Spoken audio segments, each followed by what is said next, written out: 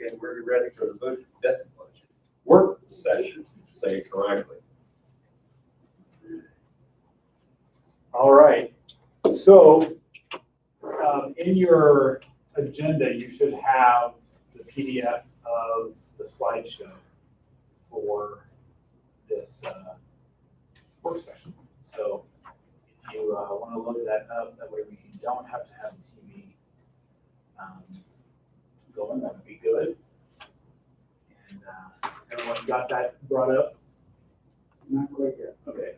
Kind of let me know if you have any problems. We can walk you through getting it open.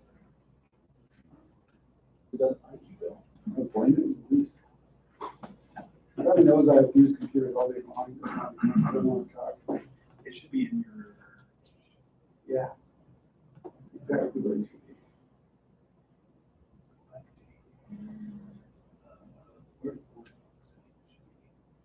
It's in board notes.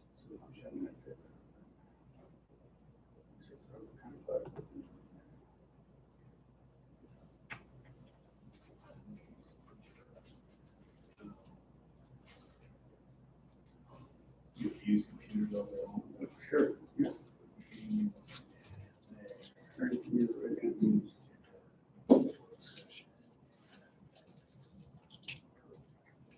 There you go. All right. All right. Thank you. Everybody else got it all loaded up, so we're good to go? Yes, sir. All right. Now let's see if I can find mine. Okay. So I'll try to make this as painless as possible. School finance can be very complicated and sometimes frustrating. But I'll try to make it as painless as possible. If you have questions at all at any point in time, stop me, yell at me, whatever you got to do, throw something at me. You got a jar full of candy there. You can, yeah. I may open my mouth and eat it as it's coming at me. So anyway, so I wanted to start off by just kind of going over the monthly budget report that I give to you guys every month. And so that's there on that, what would be your second slide in front of you. And hopefully you can read it. It's reading it itself for this particular situation is not crucial. But I kind of wanted to go over the individual lines of what you're seeing there. So the first thing, of course, is the budget line. That's the budget that we will pass. This one was passed December 2020, so just before some of you came onto the board. We passed a budget revision in December 2020, and those numbers that are in the budget line reflect that budget that was passed in December of 2020. We will be doing another budget revision probably in May, so that it will reflect a change there.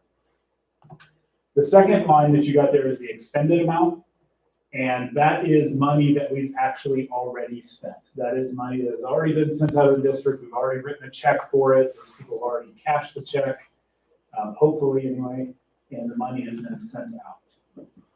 The third line is your encumbered amount, and that is basically money, look at it as money that we've already committed to spend.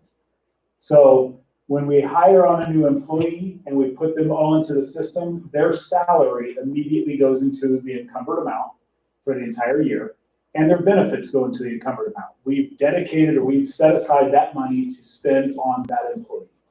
When we write out a purchase order for whatever we're going to buy, it goes into the encumbered amount. We've already set aside the money to spend on that item. So that's what your encumbered amount is. There will always be the amount of money that we've already set aside. That money, that number will go down as the expenditure goes up. So if we said, hey, we're going to spend $100 on such and such item, and we spent 25 so far, so 25 will go into the expended, 75 stays in the encumbered, and it continues to move that direction. Your total amount is simply your expended amount plus your encumbered amount. So that is the total amount that we have either spent or set aside to spend. And then you have a budget balance of what is left. And that gets you, as you total all those up, down to the bottom. This was last month's budget report. We had $291,500, take off my glasses, $530.80 in budget capacity at that point in time. Then at the bottom, you have the graphs that I mentioned to you every time. We use Forecast 5 to create those graphs. They take our monthly balances and everything, and they put it into and create a graph for us based on what they expected us to spend and based on what we spent last year. So those are the two graphs that are there for you.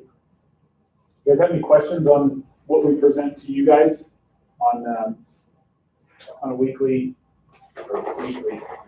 Yeah, I'm glad we don't have a weekly budget. Monthly, yes, go ahead. Is there a particular, is it the first day of the fiscal year that all the encumbered, unencumbered goes out? No, those will change throughout the year. I mean, yes, for all the known encumbered, yes. So we will write out purchase orders for, say, all of our utilities. So we know approximately based on history how much we're going to spend in utilities. That'll go into encumbered. All the salaries for the year will be encumbered. Some of those will change if an employee leaves or a new employee comes in, or if we have to add employees at the time. That will change. But as you go through the year, there will be different expenditures that will go in and out of the encumbrances based on what we need. But the known ones, yes, will go into right at the beginning of the fiscal year. And what is the fiscal year? July 1 to June 30.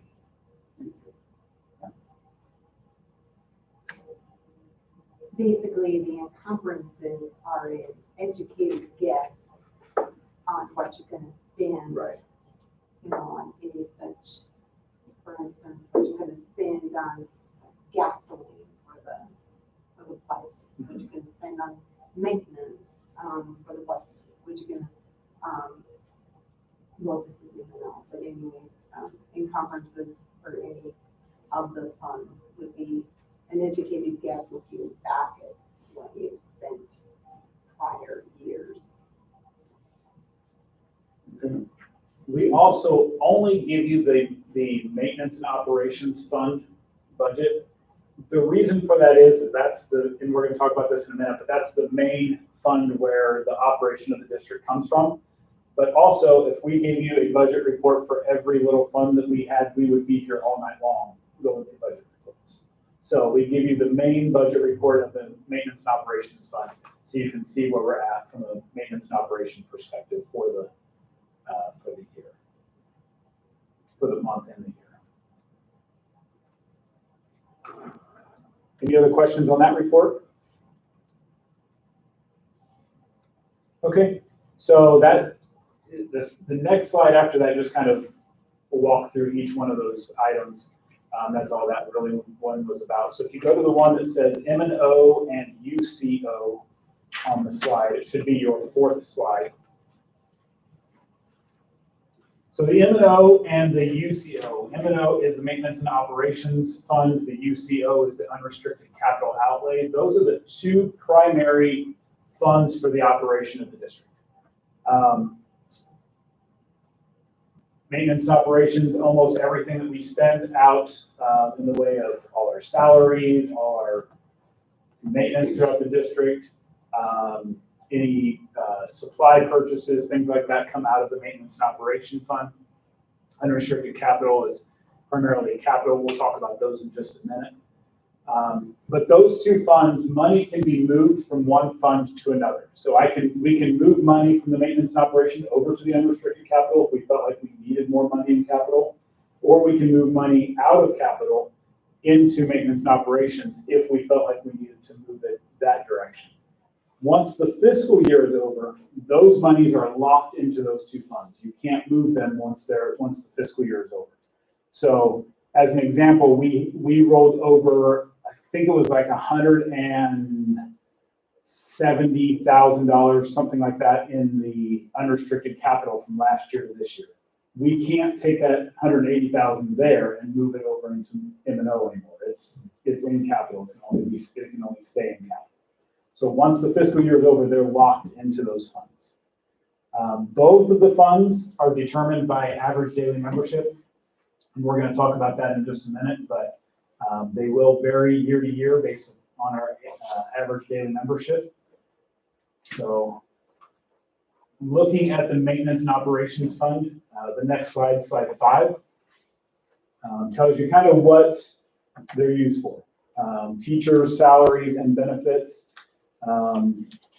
Almost all of our teacher salaries and benefits come out of the maintenance and operations fund. We do have a few that come out of grants, but most of our teacher salaries and benefits and other employees' salaries and benefits come out of the maintenance and operations fund. The two biggest expenditures that we have in the district is salaries and facilities. Those are, I mean, it's the same pretty much in any district. Those are the two big ones that we have. So the other part of it is that utilities come out of that. So all our water and maintenance. So when we need to fix something, it's coming out of maintenance and operations unless we can utilize something like the school facilities board to help us with certain items. Also supplies, the paper, printing supplies, all that stuff is coming out of maintenance and operations. The next slide is the unrestricted capital. Let me go back for just a second. Maintenance and operations, you cannot expend maintenance and operations funds for capital purchases. Capital purchases have to come out of the unrestricted capital fund. On the same end of the spectrum, you cannot spend your regular maintenance operations type of stuff in unrestricted capital. That has to be done in maintenance and operations. You So want to use that money, you gotta move it.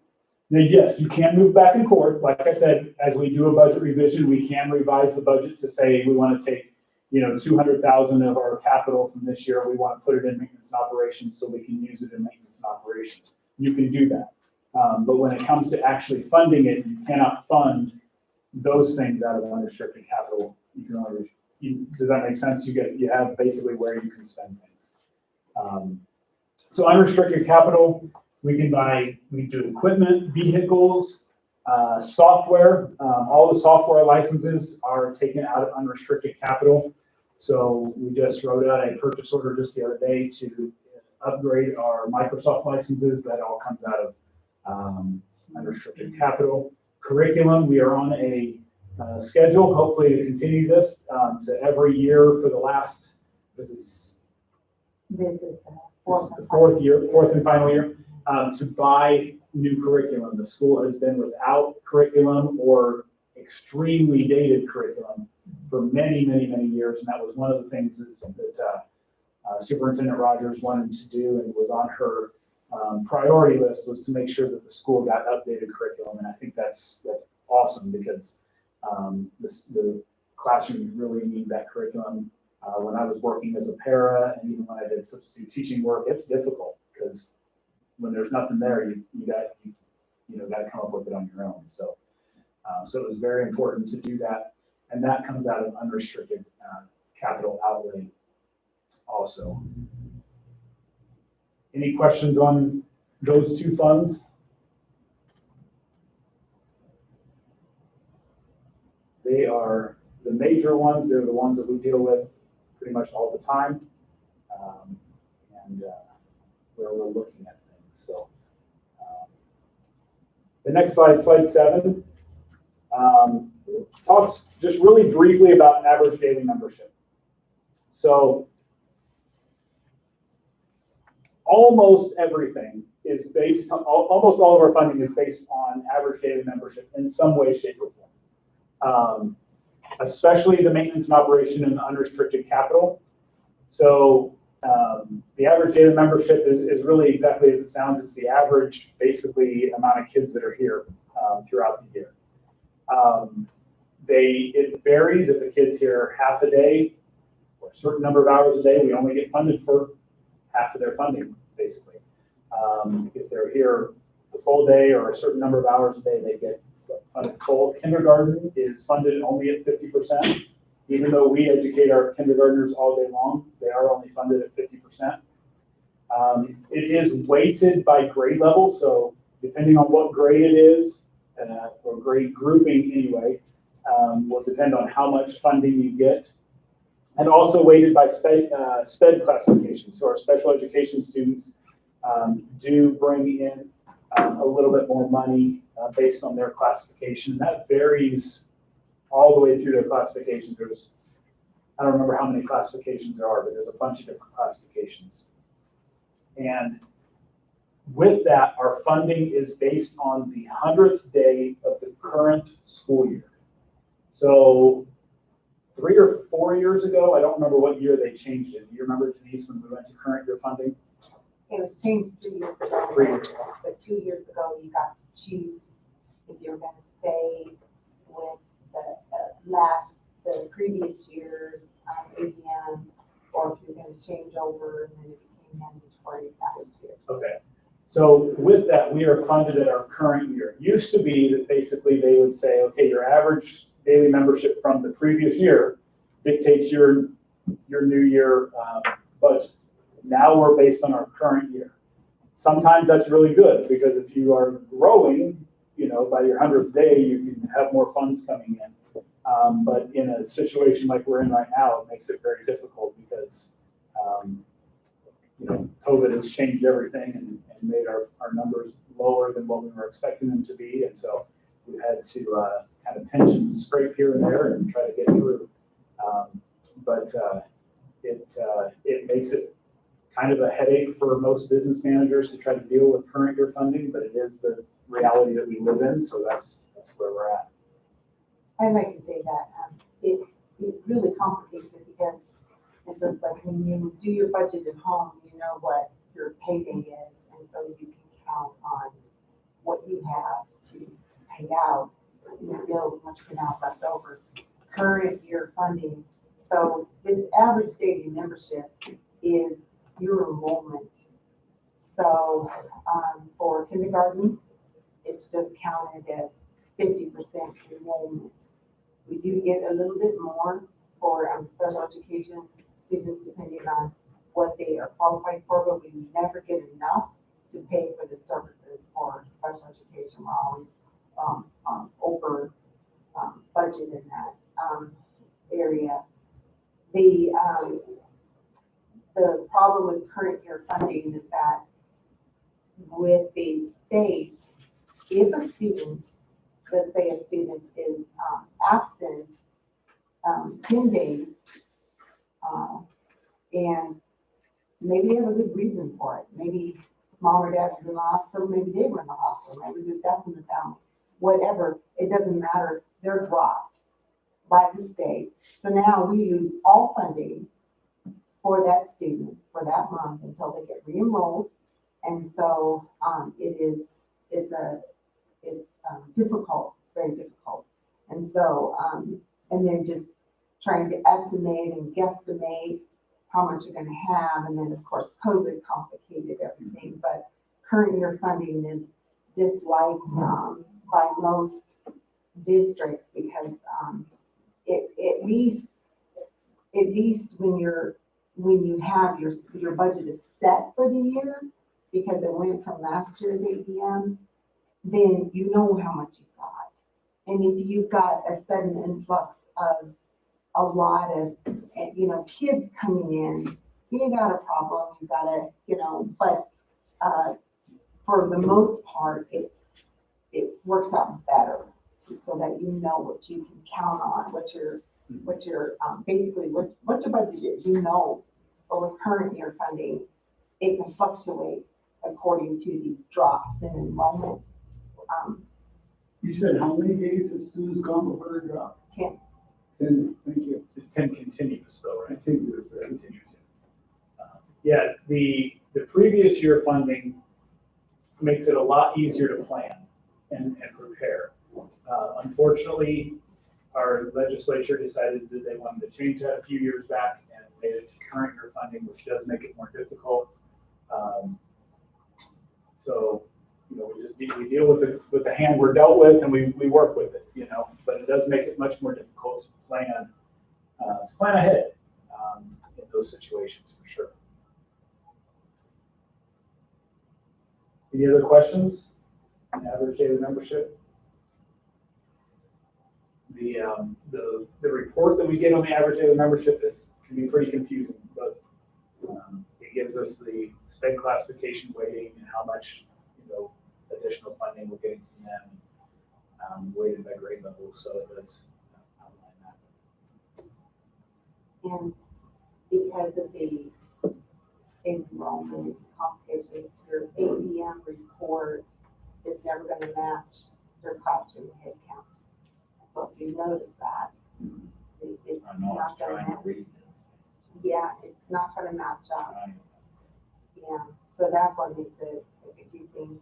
It's like, well, why is the ADM so low when we have this many students in the classroom? But there could be some drops and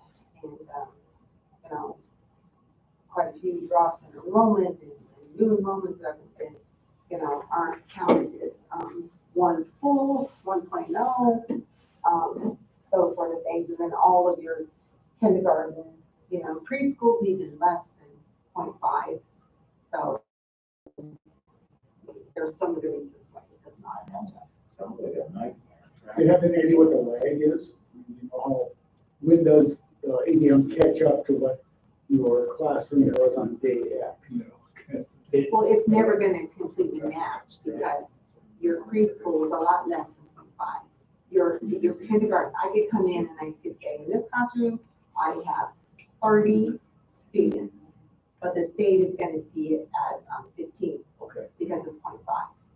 So we're paying for everything for 30 students in that classroom. We're paying for a teacher, we're paying for the curriculum, we're paying for everything, but we're only being funded 0.5. So, and then you have your other, kids that come and go. So we don't have the amount of students that we start out on day one is not what we are at right now, so it's constantly changing.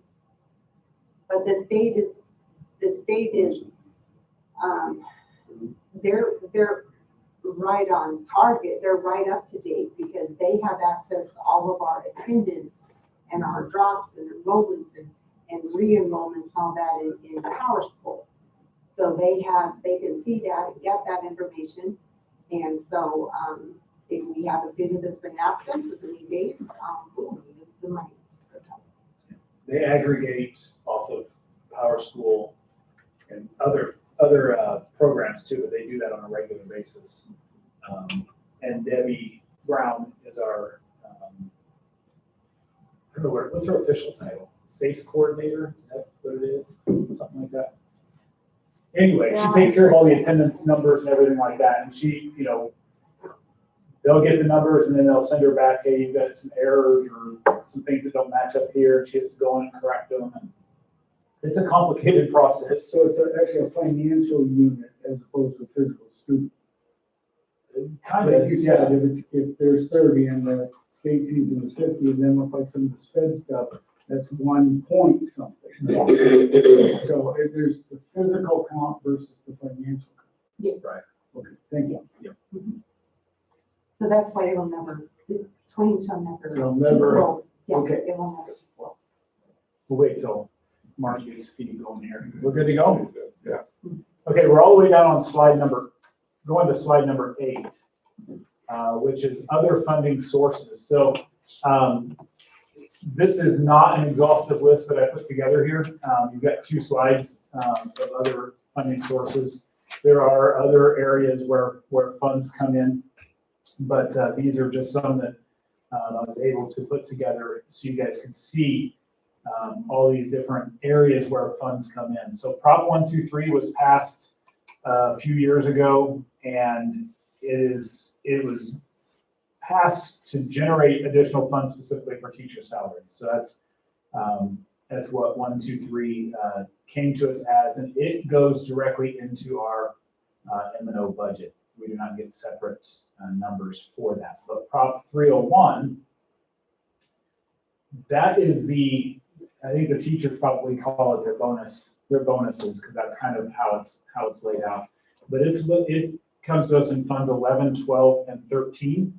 And so it is specifically put together, that is a voter proposition, the voters voted on it to begin with, Fund 11 specifically is supposed to go to teacher salaries.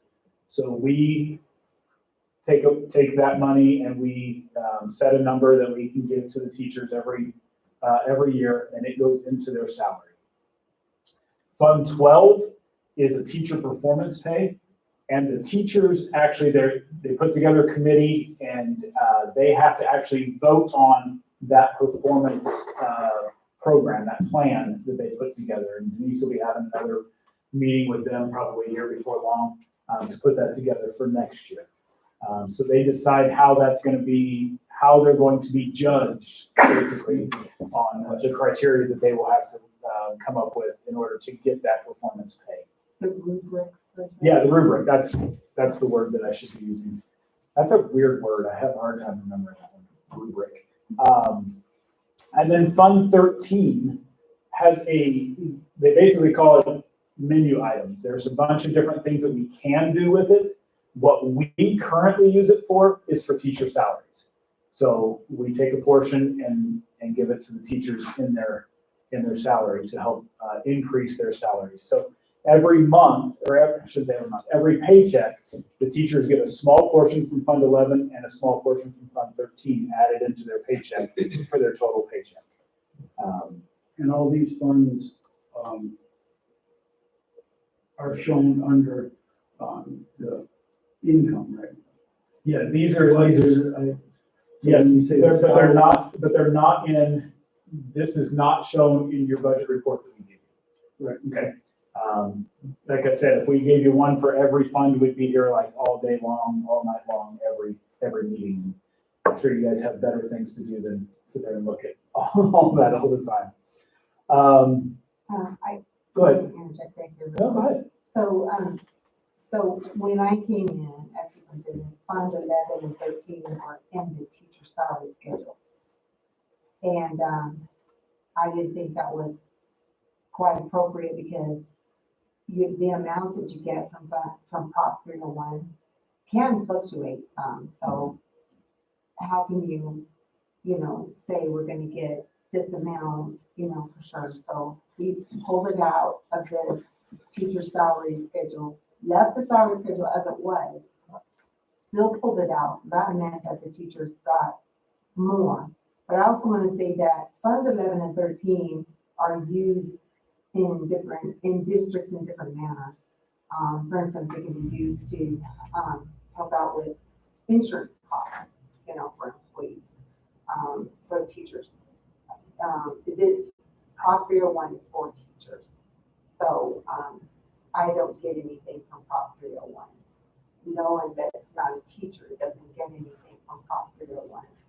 But it is to benefit the teachers. And so, there's different ways that districts use the money to benefit teachers, but it could be to help out with insurance costs and things such as that also, with some other costs that wouldn't necessarily be a bonus, so to speak.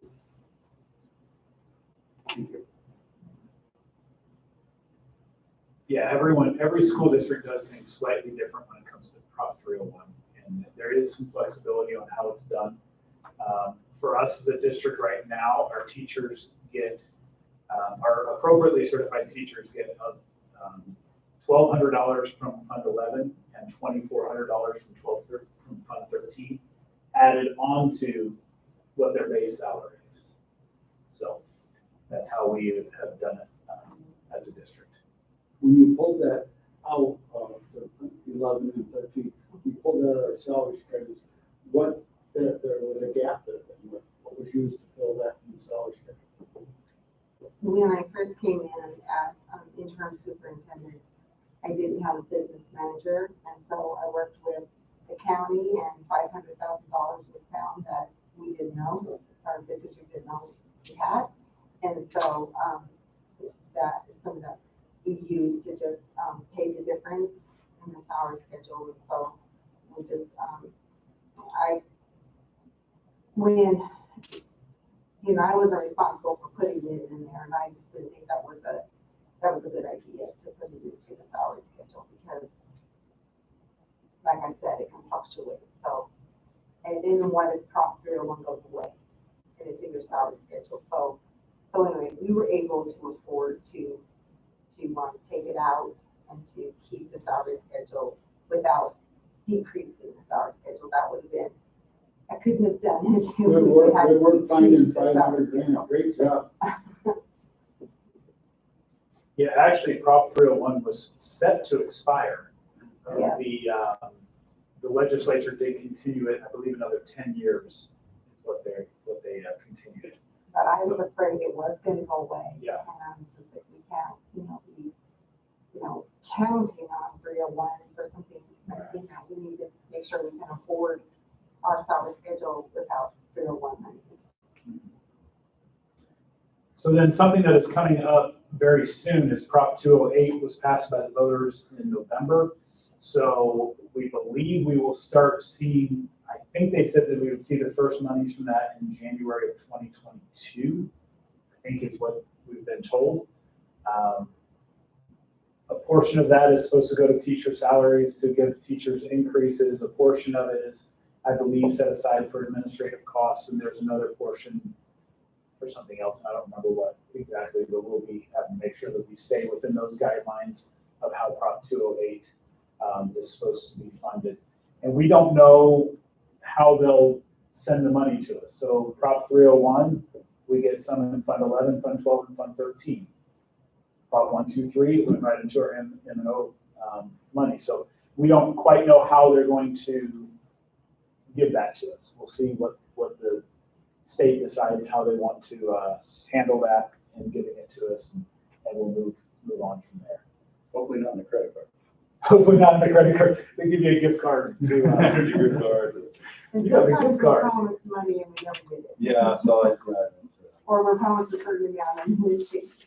well, that's always my concern with even like these voted on things is, okay, so now the state says, well, you're getting more money here, so you don't need as much over here, and that's trouble. So then we also have entitlement grants. I missed one on this entitlement grant, which was the IDEA, but we have Title I, Title II, Title III, Title IV, RLIS, which is the Rural and Low Income Schools Grant. We have the Gifted Grant. We have the IDEA Basic and the IDEA Preschool Grants. All those are entitlement grants. We get an allotment basically from the ADE. They tell us how much we're going to get every year. It is, again, based on ADM. Most of them are anyway. They look at the ADM, they look at our Title I status and determine how much they're going to give us in those. And each one of those grants has its own purpose. So you can only spend those monies for the purpose of what that grant is for.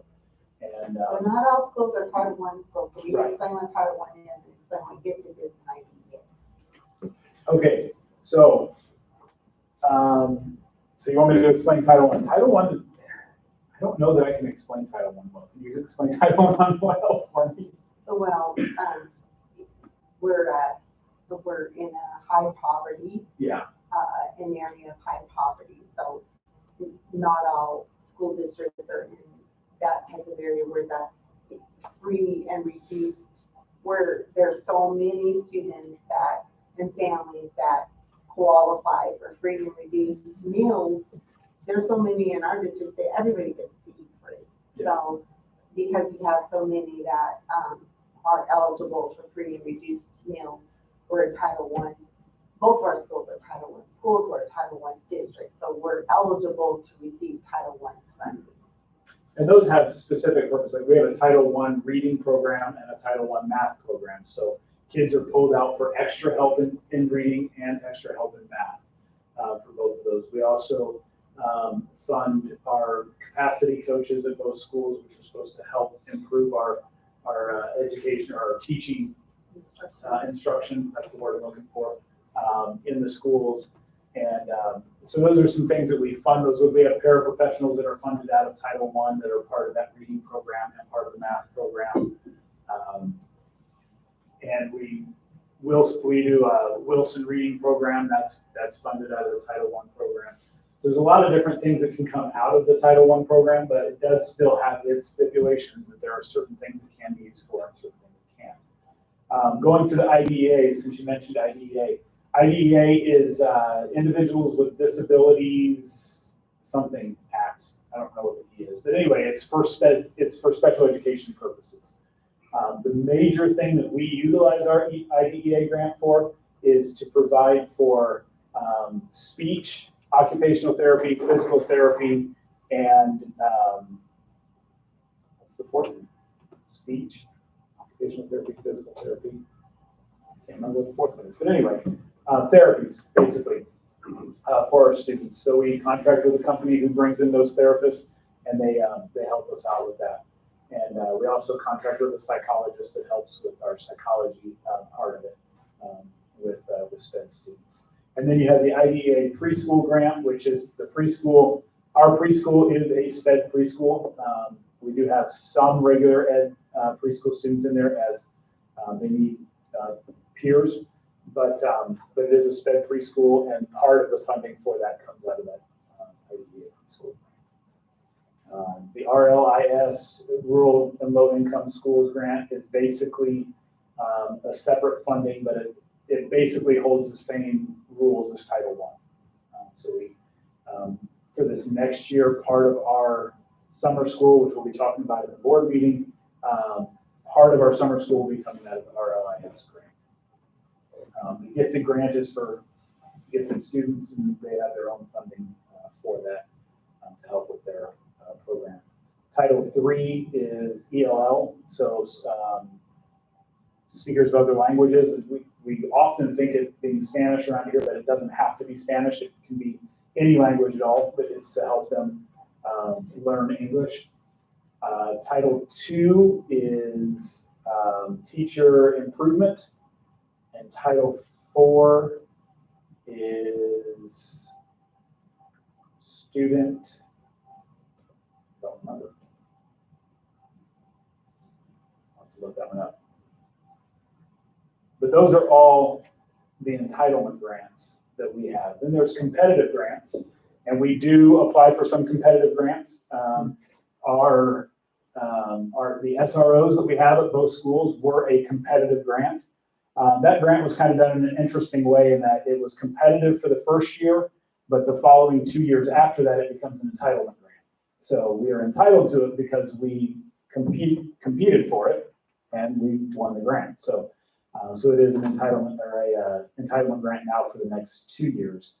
That's one that we did recently. We also, a couple years ago, were able to, through the competitive grants, be able to get the National School Lunch Program grant.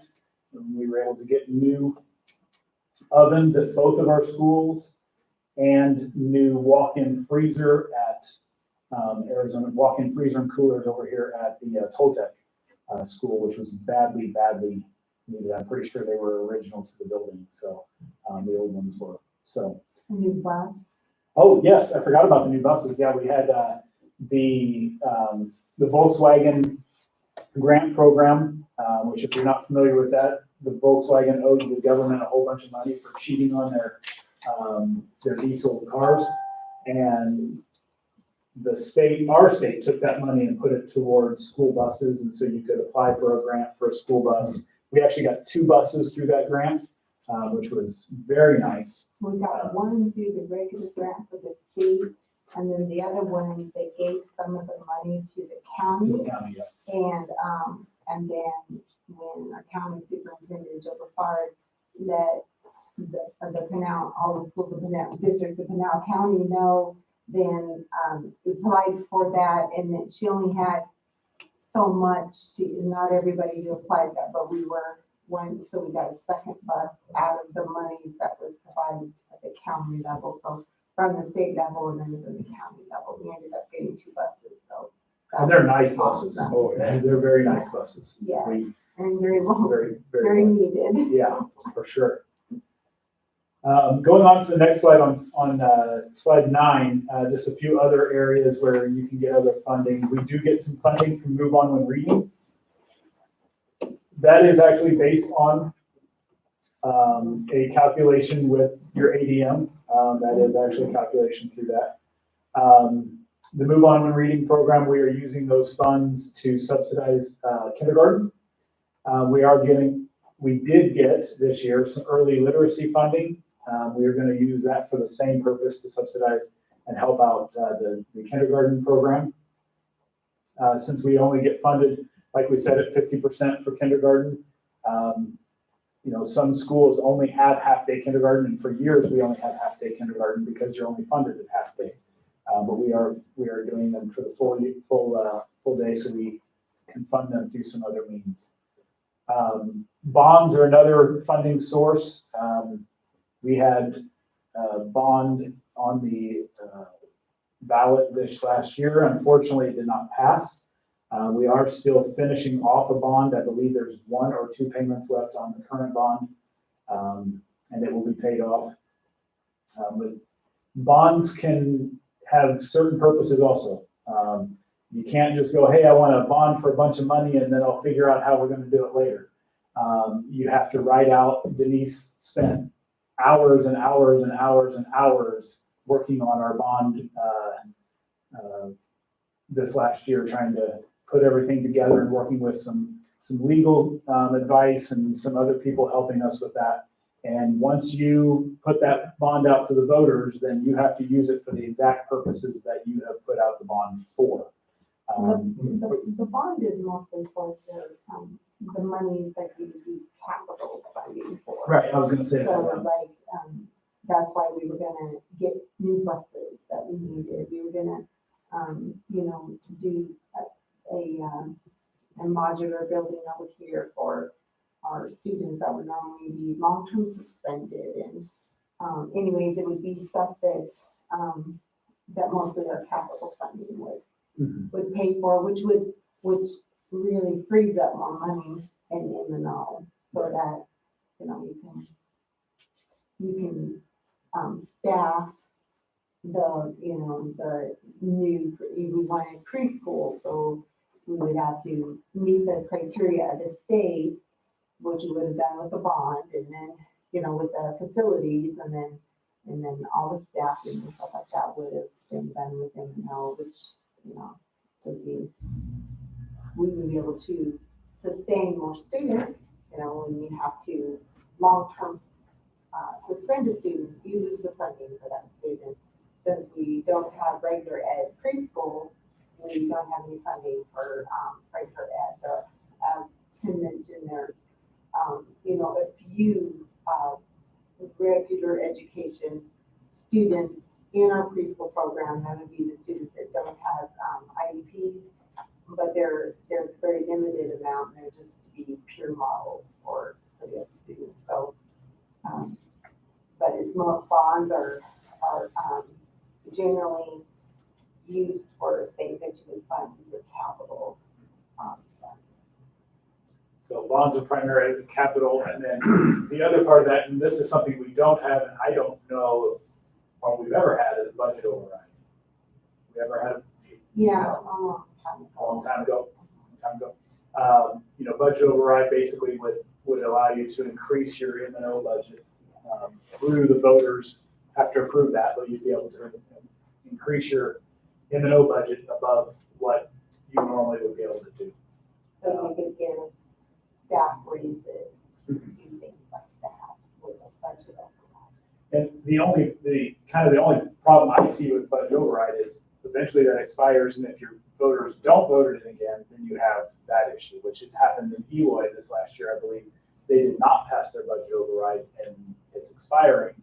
And so now they're starting to do some cutting of some programs and going, oh, well, we may not be able to do sports anymore. We may not be able to pay our sports, coaches what we were paying them before. And so that becomes a problem when that happens. Sorry, my computer went to sleep. So all our funds come from federal, state, and then county as well, or is it just federal and state? Thanks. The next one that I put on there was COVID relief funds. We talked about that quite a bit. We've had the ESSER grant, which, by the way, they're starting to put in probably should talk about this in the actual meeting, but I will again. But they're starting to put in the drinking fountains, or they've gotten pretty far on the drinking fountains. Not sure if they're completely done, but You might want to get over there and look at them, but that's one of the things we did with the COVID relief funds. And providing hotspots to students. Those are a couple of things we're doing with the ESSER fund. We just got the ESSER 2 funding the other day, $1.212 million. And that's money that we've already started to put where we need to put it. And then we had the Enrollment Stability Grant. That was another COVID relief money that we used for teacher salaries, moved teacher salaries over to it. And there's rumor that there's ESSER 3 coming. And I believe that may be what's tied in with this current COVID relief package or economic stimulus package that is coming through. So we should see some additional funds there. Yeah, they just passed that. Yeah. And we just gotta wait for the Yeah, President's we final, don't know I guess. exactly what it is, I don't know how many pages they put in that thing. Yeah. I think the House passed it, Senate passed it, but maybe amendments would have to go back to the House. Yeah, the House is Yeah. gonna do it tomorrow and then. Yeah, they took out the $15 minimum wage. Yeah. Yeah, they tweaked a couple things. Yeah, they line items and. It'll go back and it'll pass, so I'm pretty confident in that. So then the last part of the funding sources there that I put in is food service. And that is the reason I put that in there is that food service is actually funded separately from our M&O budget. Food service, we get reimbursed basically for the number of meals that the kids are coming and getting. And as Mrs. Rogers mentioned a little bit ago, we have enough students that are on free and reduced lunch that we have a community exemption. And so all of our students eat for free. And we do get reimbursed based on the number of meals that are served out of our food service. The amount this year has changed a little bit because we are in, our year has been basically run under the summer food program. Because we're running the buses out and doing food that way, the government made some changes. And so, but regardless, either way, we get reimbursed for the number of meals that we give. And that is how the food service is funded. So all the salaries for all the food service workers come out of the food service fund. All the food for the food service comes out of the food service fund. And we can also spend on some capital purchases out of the food service fund. So if we need additional equipment, we can do that through the food service. And we used to run in the red Yes. in this fund for years, but we're doing a pretty good job of staying within the confines of that fund. Yeah, We we are. are in the green. Yeah, as a matter of fact, at the end of last fiscal year, we had actually too much money in the food service program. And so we were kind of forced to buy some equipment, which was actually good. We needed the equipment. But we actually had more money than what we're allowed to hold in our account, in our fund for food service. So any questions from that point? Okay, the last page, or slide 10, it's not the last one. The last one says questions, which we've been doing all the time. Just some real quick funding guidelines that I wanted to just let you know about. In a lot of school finance stuff, they talk about buckets of money. And Mark, you've been in one of the meetings when Araceli did it. She talked about buckets of money and buckets of money. So each funding source has its own guidelines on how it can be used. And so, what goes into that bucket can only be used for that certain purpose. And so just keep that in mind. As we talked about already, M&O can only be used for certain purposes. Unrestricted capital can only be used for capital purposes.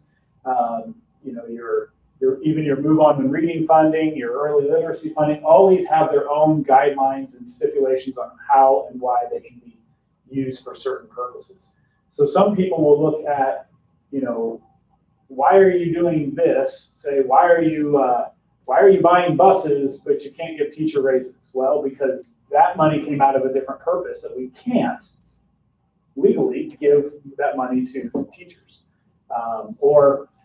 I know even back several years ago when they were adding on to ACEs, I heard people say, why are they adding on to the building, but they can't, give teachers raises or they can't, buy curriculum. Well, okay, it came out of two different purposes. The extension to the building was through a bond, and you can't give money that way. So if you hear people in the community saying, well, how come they can do this, but they can't do that? You might take a moment and explain to them, well, certain monies have certain purposes and we can only use them for that purpose. We can't use them for a different purpose. And that just gives us a little more credibility with the community to be able to say, hey, that's why, you may see this happening and that's why. We can only use that money for that purpose. We can't use it for just whatever we want. It would be nice if the government just said, here's your big pot of money, now do with it as you want. It would be great because we could actually do it based on what we feel are the greatest priorities, but the government doesn't do it that way. So I just gave some examples on there. Like I said, M&O cannot be used for capital purchases. Unrestricted capital cannot be used for operational purposes. Fund 11 must be used for teacher salaries. That is exactly how it's written in law, that it must be used for teacher salaries. Those are just a few examples in there. And the last thing that I just wanted to mention to you is there's a rule called supplement versus supplant. And basically what that really means, just on the ground level, is it's something that we are spending out of state money. We cannot suddenly go, oh, because I have a federal grant, I'll move it over to the federal grant. We can't do that. You can't, once it's paid for by state money, you can't make it paid for by federal money, is basically what that amounts to. That's the easy way of saying it. There's a lot more to it than that, but that's the easiest way to put that out there. Good, just keep it easy because that's where I'm at. Yeah. And so if you say, well, why don't you just move that over to the grant? Well, we may not be able to move it over to the grant. That may be why we can't move it over to the grant, is because we literally can't. Which is frustrating sometimes. Yes, it is. There's little rules and regulations and stipulations that seem to get in there tend to make it hard on everybody, whole bunch of money here, not enough money here, but you can't move it. Right. Yes, And pretty much in the end, that's what we're having to deal with, and that's what he has to deal with, and she has to deal with. Are there any spend it, use it, or lose it? You just talked about that one with the Food services? So food service, if we were carrying too high of a balance and we did not find a way to expend that money, they would say, pay it back to us. Okay. There are stipulations in the grant to where you have a certain time period to use it. And I'll be honest, if you don't use it in that time frame, you've got problems. So because it's basically 27 months from the time that the money comes to you. Now, we always spend as much of our grant as possible in that first year. It does carry over the next year, but it won't carry over to the following year after that. So if you don't spend that money in that amount of time, you've got some real issues. Is there anything that you maybe had a question on that maybe we didn't even cover it, didn't even get close to covering it, but something that you've been thinking about that you wanted information on?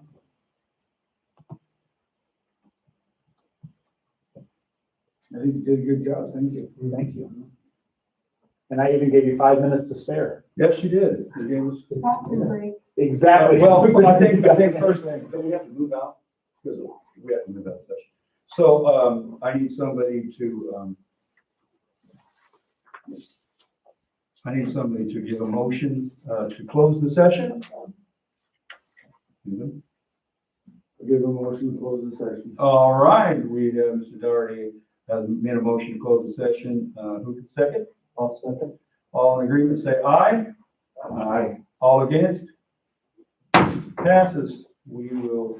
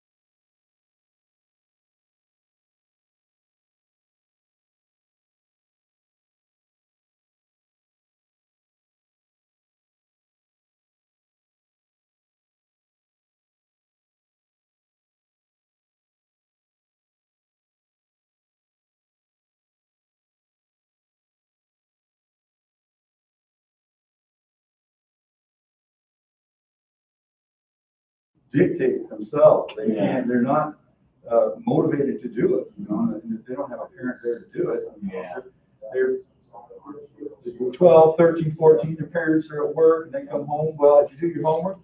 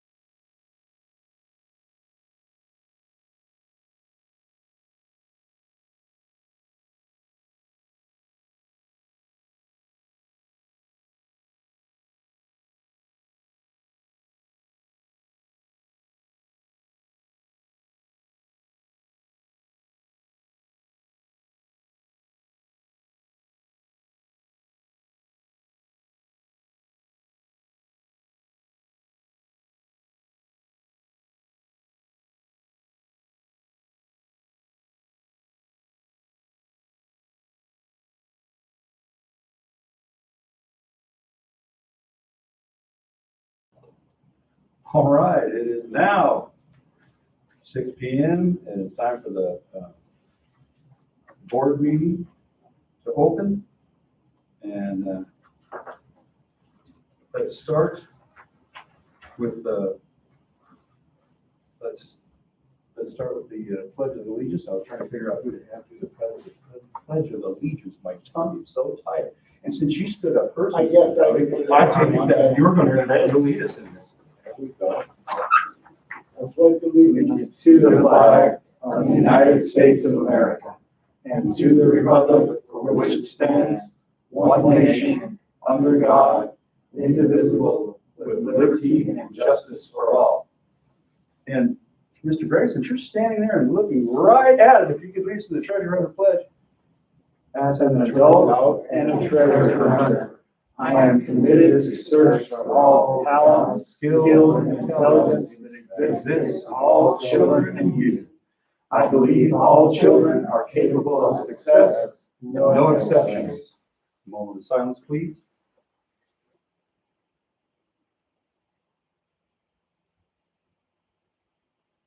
Okay. And now, if I can sit myself back down. All right. Could you help me out and give me the I roll sure call, can. Mark Lindgren, Here. Steve Cartwright, Here. Tim Kaysen, here, Bill Dorsey, here, James Gray, Here. all present. Thank you, ma'am. Now, okay. And then we have the approval of the agenda. And all I have to do is, if everybody agrees to the agenda that we have, I need a motion to approve the agenda. motion to approve the. Mr. Courtwright has seconded. Are we all in agreement? Say aye. Aye.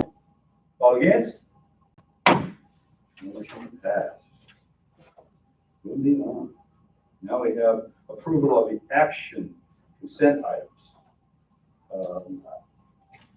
If I have approval of the action consent items, all I need is a motion to approval. I move that we approve the action consent item. Mr. Courtwright has made a motion. I need a second. Mr. Kaysen has seconded. All in favor, say aye. Aye. All against?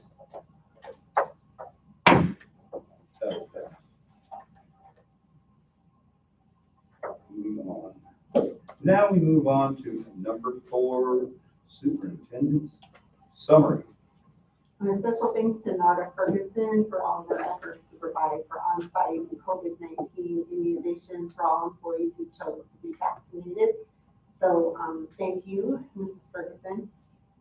And just have some data here that just some vaccination feedback. ACEs, we have 63% of the staff have or will be vaccinated, 18 aren't sure, if they will be, and 18% say, no way, Jose, no, they refuse. DES staff, you have about 47% that have or will be vaccinated, 33% aren't sure, and 21 refuse. Of course, the percentages are rounded off, so if you're trying to count it to 100, it doesn't quite equate, that's why. The district science curriculum committee, facilitated by ACE's instructional coach, Dorothy Lamb, they're reviewing curriculum, and they're gonna have a proposal and presentation ready for the May board meeting. And Jana Weaver, who is a teacher at TES, received funding through Donors Choose for a classroom project. It's called Interactive Learning and Engaging Fun Way to Learn Hands-On. So we're gonna say, wait, go Jana. I think it involves, do you remember the equipment it involves? Is involved in receiving a new TV or something? Yeah, it's like a smart TV. She got a big like 55-inch TV or 60-inch TV, and it becomes a smart like touch screen deal with it. Yeah. So pretty awesome. So the other two try to see that and say, hey, I'd like to have that. So anyways, we're gonna, they're ready to go down. And some projects that are in the beginning stages that can be funded with the SR2 grant. Our new computers for teachers are computers that our teachers are using are dinosaurs. And then, To say the least. yeah. And then we need additional student computers, so we'd like to purchase ahead of what we generally purchase. And then summer school sessions. So for this summer and for next summer, continuing to provide summer school. And we would like to remove the carpeting. This was on our bond that we had wanted. But you know, our carpeting is disgusting. You know, it's here at Toltec.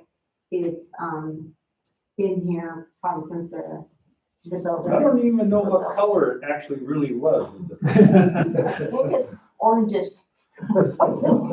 So, but Orange and brown? yeah. Okay. So we'd like to remove the carpet for sanitation and air quality improvement. I myself am highly allergic to dust, and I live in a dust bowl, I know, and mold too. And you know, we will improve our air quality by just improving, and then we can get big sweepers and floor cleaners. It's easy to clean. Yes. 'Cause I tell you, I took all the carpet out of my house and I got ceramic and I love it. Yes. Yes. And it's easier to clean. Exactly. And you can keep, you know, so we can vacuum, and every summer our carpets are shampooed. It just grinds the stuff down deeper. Pushes it right in there where you'll never get it out. And then they use them cleaning chemicals and whatever for the carpets. Well, I just know that carpeting holds in everything, and whatever's wrong or whatever you're breathing out and breathing in, Yeah. it's coming through that Right. carpet. I guarantee it, I know it for a fact, so, especially with that being there for that long, I don't think it was ever meant to be there that long. Right. No carpeting's ever been meant to use that. Right.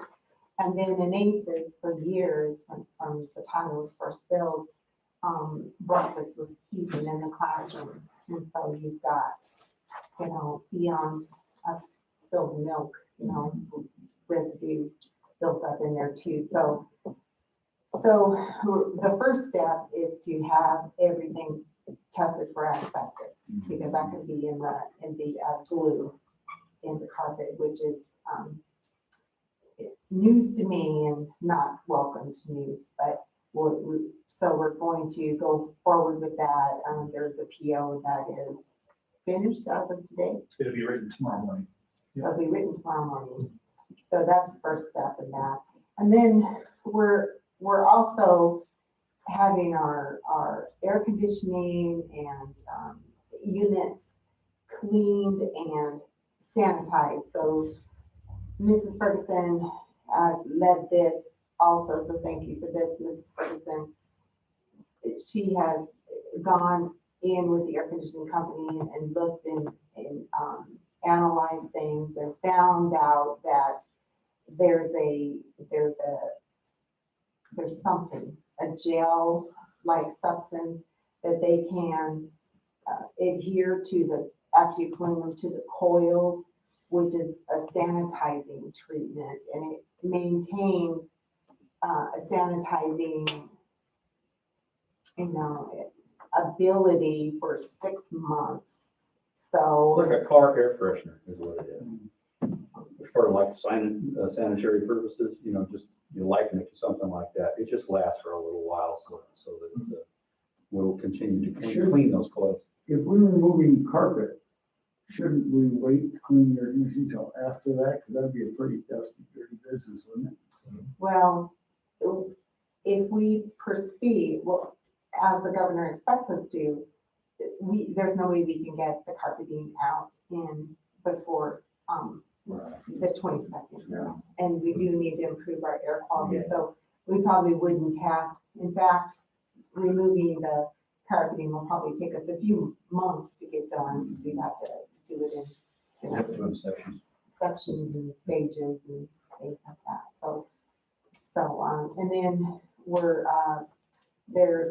on the ACES campus, there's some filters that are missing, and there's not even racks to put the filters on. So those racks are being built, and we're fixing all of that on the ACES campus. So, and then this was done a few years ago to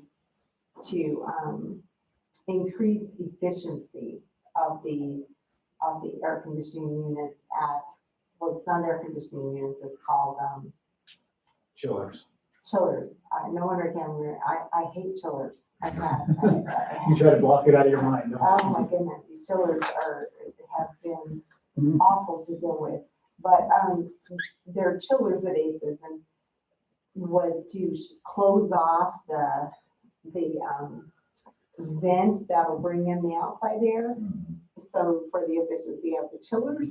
And so we are, of course, making sure that those are open, so that for the air quality, and so there were several rooms that needed that to be open. Our personnel can't do it. You have to get in there, and so we also, is that completely done? Not yet, or is that? Which part Has of it? that been done? Opening up the vents. those, They're all outside open. air. They're all open now. So that will also improve the air quality, unless we have a balloon. And then Right. Then it will It's be all down all the over drain. with, yep. all the Okay, that's all. Okay, that's all you have. Okay, we're gonna move on to business manager B section. And there he is, right there. Out here. Okay.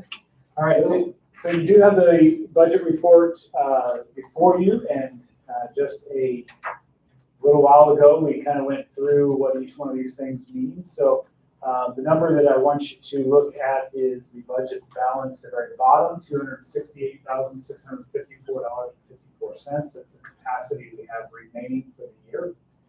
However, if you've read the notes in your agenda, you will notice that we do have we will be taking a $255,000 reduction to the budget due to the governor's executive order back from, I believe it was back in August, that he made the executive order that any student who was not in person was only going to be funded at 95% of their funding level. So as it currently stands, they're estimating that we're going to take roughly $255,000 budget decrease.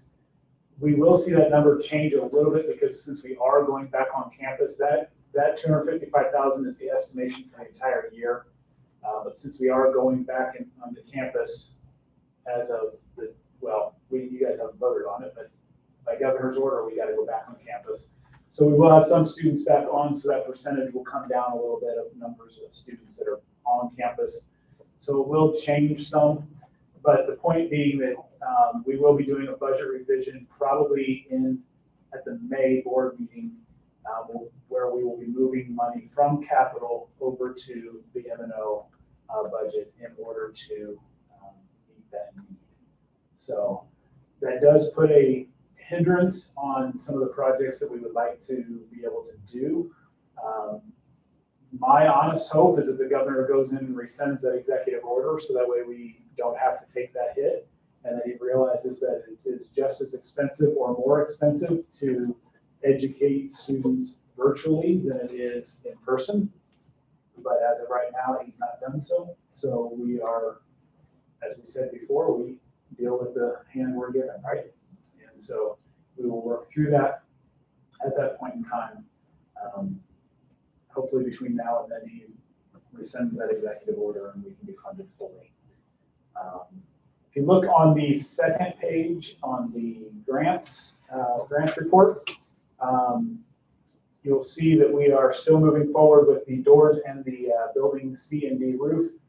We are getting the bid packets finalized. I actually put my note in the wrong line. The bid packet that is with the SFB for final approval is actually the C and D roof, not the doors. So I just noticed that I put that in the wrong line. I apologize for that.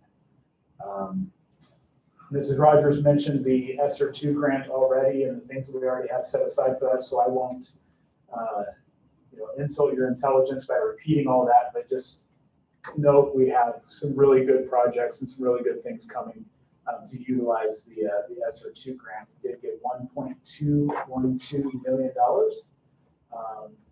And we were told, I think I mentioned this earlier, that we were told that there should be an ESSER 3 grant coming also. We don't know how much money that will be, but when it does come, we will certainly find some good projects, worthy projects that the school needs done to utilize those funds. Is there any questions? All right. So, Good. would that carpet job come out of this? Yeah. We have the improvement to the. Right. Oh, I will mention this to you. I submitted the grant earlier last week, and Mrs. Rogers doesn't even know this. We just got director approved for the grant, so all the items that we put into the grant have been approved by the ADE. So we are free to move forward on these projects. Perfect. That literally came in while we were in the middle of our budget meeting earlier. So. Wow, that's good. Excellent. Why did you make us wait so long? Well, it wasn't the topic of discussion at the time, so. And the government, everything moves so slowly, I'm just surprised it came. That particular grant, ESSER 1 was the same way. The ESSER 1 and the ESSER 2 grant, they've actually moved very quickly whenever we submit the grant to them to get that approved so we can be moving forward on stuff. So those two grants, the rest of the grants are moving at snail's pace when we go and send something in. But those two grants, they've really been working hard to get them approved quickly and through the process. Slowest is that stuff. Yeah, that is the slowest. Salaries we've been working on for years. Yeah, I know, it's like this. Spot.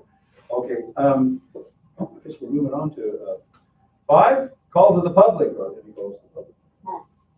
All right, well then we're gonna move on to 6, action items. A, sale of the used vehicle. So we have an old pickup, 1998 Chevrolet, that has a few issues and needs to go bye-bye. So we're asking for permission to sell that truck. We already have replaced it with the truck that you saw 3 or 4 months ago when we replaced it. It's, we purchased it in November. So we're just asking for permission to sell this 1998 Chevrolet pickup. Which takes a while to get started if you do want to use it, so. Anyway, We will be doing so through auction, public surplus auction is how we sell.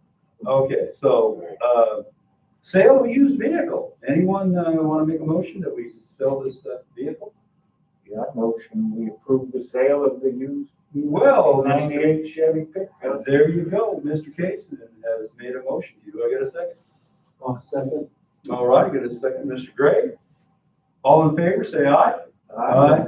All against? Motion passes. Now we move on to B, 21-22 school calendars. Every year, I head up a district calendar committee, and we met virtually on the 26th of February. And beforehand, a calendar survey had been made available for our families and staff. And basically 79% were in agreement with a modified calendar that aligned with the breaks scheduled for Casa Grande Union High School District. And the reason we're even interested in the Casa Grande Union High School District breaks is because we're a feeder into the high school there in Casa Grande.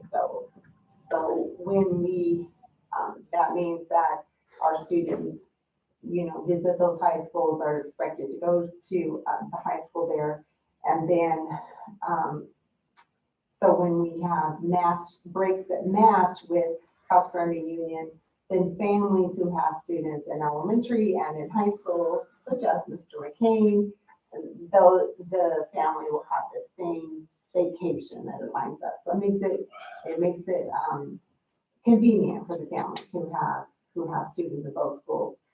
And then 21% disagreed with any change to our calendar. They like the traditional calendar with the 1 week breaks. And when we're talking about 1 week breaks, we're talking specifically fall break and spring break. So since a modified school calendar was preferred by a 58% margin, then you're being presented with a modified calendar. Now, what it does is it gives a 2 week break in October, the first 2 weeks in October that align with Casa Grande Union High School District break, the traditional 2 weeks in December, and then spring break for 2 weeks in March, mid-March. So we really don't see that our students have to start that much earlier. It would be a 2 week earlier start. So the student's first day is July 26th, and then their last day is May 25th. So that calendar, you have the calendar for the students and teachers, and then the subsequent calendars are aligned to that calendar for our employee calendars. Now, I do want to mention that there is 1 day added to the teachers' contracts, or added to the calendar, which goes on their contract, and that is due to May 6th. Our first Friday in May traditionally is our health fair. That's when we learn all about our new insurance, when we sign up for what plan we're going to go with. That is a half day. We just do the health fair, and that's it for the day. And then the teacher checkout day is just a partial day. I mean, there's no set hours for that either. But we have to count those as a day apiece. Instead of last year's calendar, we counted 1 half day plus 1 half day equals 1 day for May, but we can't do that because the accounting system can't accommodate half days. So it's no extra time, it's just counted as a work day. All right, any questions? And this will start the first day of school will be in July. Yes. Just a week ahead of, earlier than we usually do the first week of August. Yeah, and then kind of ending instead of earlier in May, ending, around the last part of May. And then we also had summer school already written in there, since we know we can fund it. So that would be from June 1st to June 30th. have you received any feedback about, starting before Labor Day, and where people will be gone or anything like that before Labor Day? We've started school for Labor Day for years. And no negative feedback? I mean, people don't say, well, my kid's gonna be gone the first 3 days anyway. No, Labor Day's in September. I'm sorry.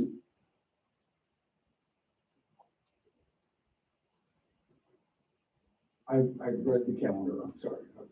I had July and August, so never mind. You brought me back to my days when I started, we used to start school Yes, back in the day right after Labor Day. yes, yes, And we'd get out till almost the end of June, some.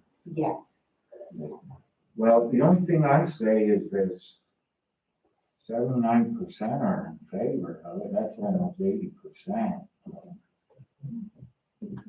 And I've looked at it, and it seems fair and talk, have discussions about it. And It seems like it seems like the it's majority behind it. It's spot on right now for what we need. Obviously, if any changes need to be made, it'll be brought back. Sometimes we miss things, sometimes things aren't. But I think this time around, it's right on the money. Anybody else has anything to say? I think if we were closer, if we had like 50-40% or something like that, then we would wanna, do another survey and get That's- some. more It's feedback. so, that's when it hit me right away, well, 80, almost 80%. Yeah. It's way, yeah, so, and looking at it too seems to be, it looks correct, to me, I felt good about it when I looked at it and checked it out and it's explained to you. So, if anybody has anything else to say? If we're in agreement that we're going to make a motion to approve. A motion to approve modified calendar. All right, Mr. Darty has made a motion to approve the school calendar. And I got a second by Mr. Courtright. All in agreement? Say aye. Aye. All against? Motion passed. Now we move on to C, hybrid scenario start date. On January 14th, you decided as a board that we were gonna begin school the Monday following spring break. And lo and behold, there comes an executive order saying, you'll do what we had already planned to do. So we're right on target and to start, this is just a matter of protocol because in alignment with the Governor Ducey's executive order, if you don't have a spring break, then you're supposed to start by March 15th. If you have a spring break, then you're supposed to start the Monday after spring break. We currently, in the attachments was last week's COVID report. This week's COVID report has changed over to the CDC's guidelines. So we are still, as a county, where the transmission level is considered high. But the executive order, it doesn't say that if your transmission level is high, that you get to delay or you should delay or anything. It's all, it doesn't matter. So if it's high transmission counties, you must be open, with in-person instruction and virtual instruction options, which is the definition of hybrid.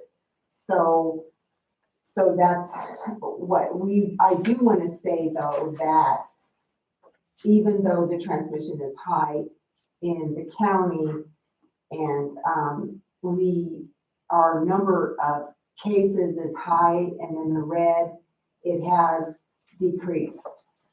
So in the last week's report, which was weeks 5 and 6 of the year, we had 224.3 per 100,000. And now we have 202.3, so we've gotten better there.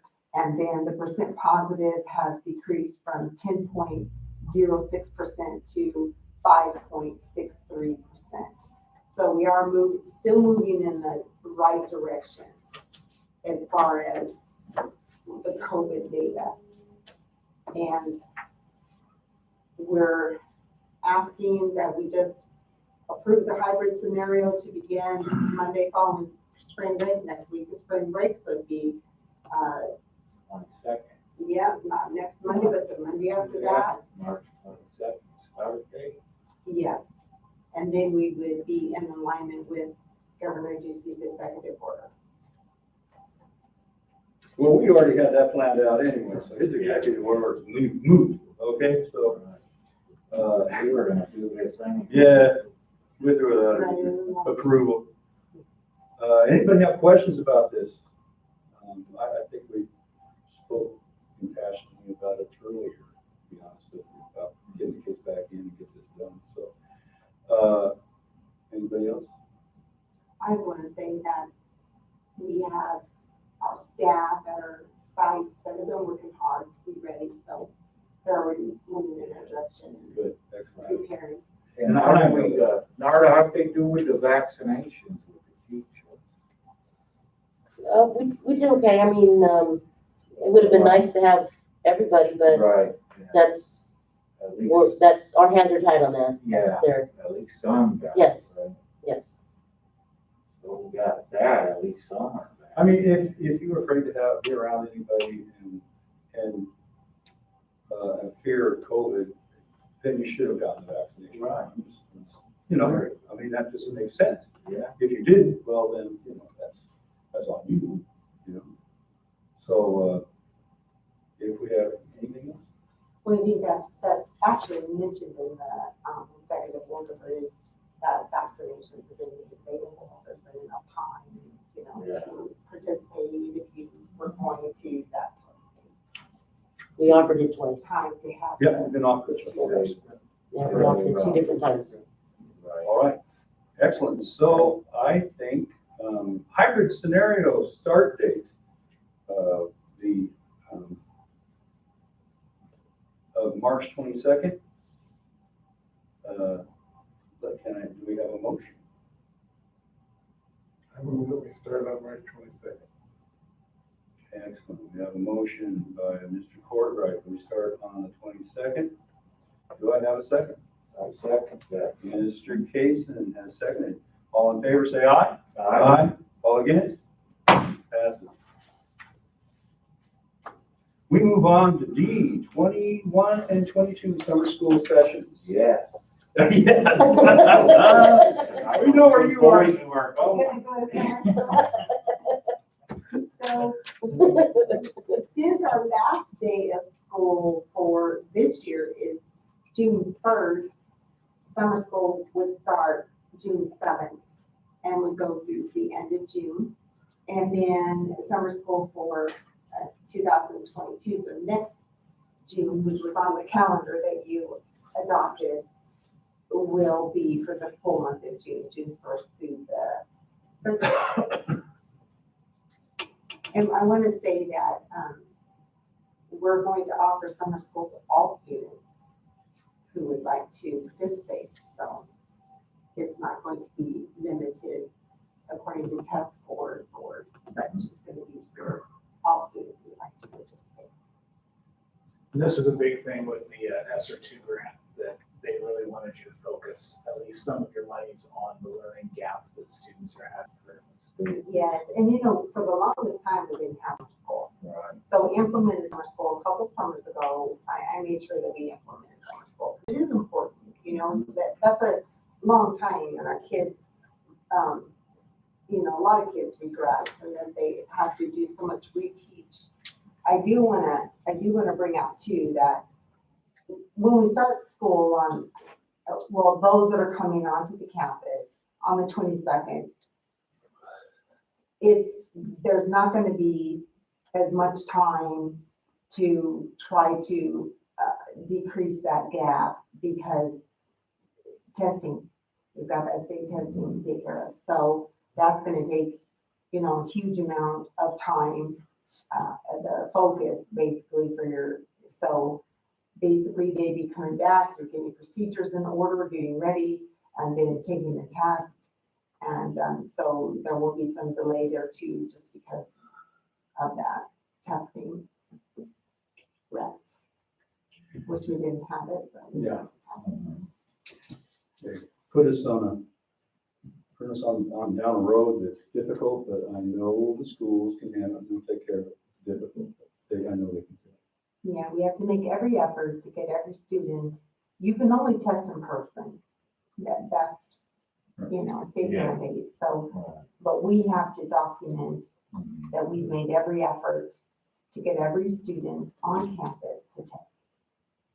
Is that, when they take that testing, the in-person there, are they with a teacher, or can it just be Everyone who administers the test has to go through, I'm the district testing coordinator, so I have to go through a series of, every year, I have to go through a series of trainings and then sign, and make sure that's documented. And then from there, you have your site, you have your site testing coordinators and your special education testing coordinator. And then everyone who is administering the test goes through a training on campus. so it's not just a warm body to make sure? No, they're strict protocols. Hmm. Yes. Thank you. Mhm. So, any questions on the summer school sessions? I think it's a great idea. Yeah, this is good. Maybe bring some kids back in line. All right, if we're all in agreement, let's, 21, 22 summer school sessions. And make them, and someone make a motion? Yeah, I motion we approve the June 21, June 22 summer school session. All right, do I have a second? No second. Okay, a motion by Mr. Kaysen, a second by Mr. Courtright. All in agreement, say aye. Aye. All against? Motion passes. Now, number 7, everyone's favorite part. Well, not really. B is the favorite part, but A, the next date, does anybody agree with April 12th, second Monday of the month? Next month? I'm good. I'm good. Everyone all the way around, I see you shaking heads. Okay, now that works. So we'll do, that will be our date, Monday, April 12th. And next in line down here at the most important thing we have tonight, adjournment. Do I have can I have a motion for adjournment? Motion we adjourn on me. All right, Mr. Casey made a motion. Do I have a second? I'll second. All right, Mr. Courtright seconded. All in favor, say aye. Aye. Motion passes.